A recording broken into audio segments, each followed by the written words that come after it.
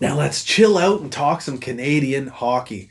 I'm feeling it now. I'm pretty baked, and I just want to relax and shoot the shit about some hockey. This Canadian division is going to be something else, let me tell you. Just the rivalries that are going to form right out of the gate. We're matching up against these guys, possibly in series, and at least 7 to 10 times in this season. It's going to be fun. We got the Kachuk brothers possibly going to be going at it. We're going to see all the Western rivalries really spark up because of how much they're going to be playing each other. Habs Leafs is going to be huge. The Eastern teams are going to develop some really strong rivalries with those Western teams. And every single team can compete except maybe Ottawa. Actually, for sure, Ottawa. We all know this. They're questionable, but I think they're going to be a little bit better than people expect because they have a lot of young talent and they've got some strong defenders on their team as well. They also have some grit, bringing in Austin Watson. They still obviously have Brady Tkachuk. So watch out for Ottawa to really compete in these games. They're going to establish that culture. And yeah, don't count them out, but maybe also count them out. So I cannot emphasize enough that these rivalries are going to be intense. The physical play, every team in the Canadian division is tough. This is going to be incredible. I cannot wait to see it go down. We are going to be entertained every night. I'm telling you, Hockey Night in Canada every night. Oh, man, we need this. I cannot wait for it to happen. I want to just get down to brass tacks here. I want to tell you why I think the Toronto Maple Leafs, the Calgary Flames, and the Montreal Canadiens will dominate the Canadian division in the NHL this year. By far, I think these are the three strongest teams. I don't know where to put them in the top three, but I think all these three teams are finishing in the top three. Why don't we just start with the Leafs? This is a Habs channel. I'd love to talk about the Leafs. Okay? The top six, undeniably probably the best in the Canadian division in terms of offensive output and elite talent. Okay? Matthews, the way he can finish. Tavares is a top 15 center in the league. William Nylander, no weaknesses, vision, scoring, size, can play center. Mitch Marner, one of the best playmakers in the NHL, the closest thing we have to Patty Kane. Then you got Zach Hyman, power forward, prime of his career. Just, a really, really strong top six for the Toronto Maple Leafs. Then you look in their bottom six, and I don't think it's as bad as people think. It's definitely not ideal. I think there's a lot of weaknesses there in terms of depth, size, and depth 5-on-5 ability and depth scoring with Kapanen leaving as well as Janssen. But Kerfoot is a strong center, great third line center. Chalk it up. That's perfect. That's exactly where you want him to be. And Joe Thornton, I love the signing. I do.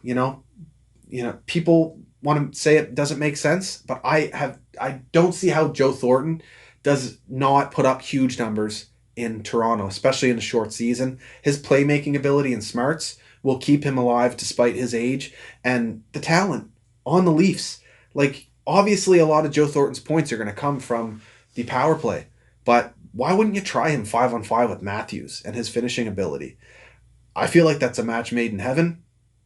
I don't think Joe Thornton can be that big penalty killer you need, but the leadership he's going to bring will be invaluable. This is an elite Canadian athlete, legendary, Hall of Famer, and he's going to be fired up wanting that cup. So I love this signing. Then you got Jason Spezza for the depth, and he's up there as well, but strong penalty killer, makes the odd mistake, but he's got a great shot on him, and he looks like he'll be coming into the season in shape. So looking good there. Nick Robertson, who's not better than Cole Caulfield as a prospect, but nonetheless is obviously will be a good goal scorer. What he did in junior, absolutely unbelievable.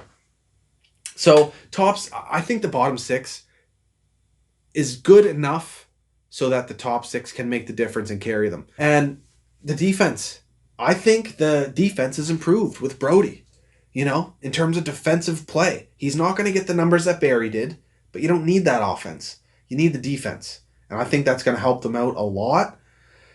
Morgan Riley, we know what he's capable of. If he gets his defensive game really in check, he can be one of the best defenders in the NHL. I think he is capable of it. He's a Canadian kid. We'll have to wait and see, but with a partner like TJ Brody, if that's what they go with, that could be really strong. That could be really strong. Uh, Lettinen, very strong ad for the Toronto Maple Leafs. Offensively, you're definitely going to get something out of him, especially on the power play. Defensively, he won't be proven in the NHL where he's coming from the KHL and from Europe as a Finn, but great signing. The Leafs continue to find talent outside of the NHL, outside of North America in conventional ways, and they're strong at drafting. Got to give them that. Jake Muzzin, very strong defensively. They always needed that grit, so that was a really, really good trade by the Toronto Maple Leafs. Sean Dursey, first round pick for Jake Muzzin. Fantastic trade, especially because you then extend Jake Muzzin. The Leafs desperately needed a defenseman like that who's strong defensively, has the grit, has the attitude, has the toughness. So love that deal for the Leafs. And then for 1 year, one more year, you have Freddie Anderson. If you guys lose him, you're fucked. I'm not going to sugarcoat it. You are fucked. It will be so fucking hard for this team to find a goaltender as good as Freddie Anderson who can handle the pressure, who can put up those numbers. I know you all like to complain about the unfortunate issues he has to deal with, or that, he puts forth in the playoffs. He struggles in the playoffs.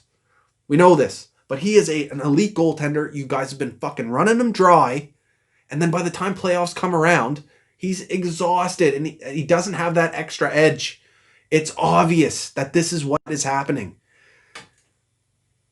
You either need to find some way to keep him or you guys are screwed, because it's going to be hard to find another goaltender of that caliber that will work in Toronto. Freddie Anderson is a special, special goaltender. But that being said, you got a strong situation in net right now. Just like Montreal, that's going to help these two teams do very well in this condensed schedule, this 56-game schedule, having very strong backups. You got Aaron Dell back there, you got Jake Campbell. These are reliable, proven backups. So, Toronto is a very, very strong team. I think they have first, but I think the Habs and Calgary are both capable of competing with them for that first spot. Kind of want to fucking puke here. I can't believe I'm saying these nice things about the Leafs.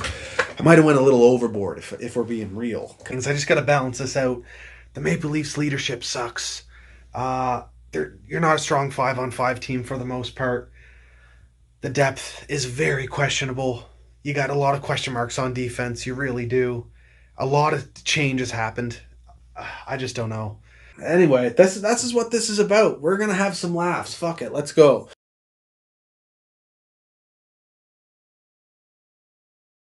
If you like this new series, hit the subscribe button, the bell for notifications. You can also follow me on Instagram, Twitter, and Facebook at Scotian Canadian. I also have a more in-depth, more serious breakdown of the Canadian division with my buddy Tyler, and we're also planning to cover the World Juniors a bit here through the tournament. So check out those links down in the description, and I'll talk to you soon. Cheers, guys.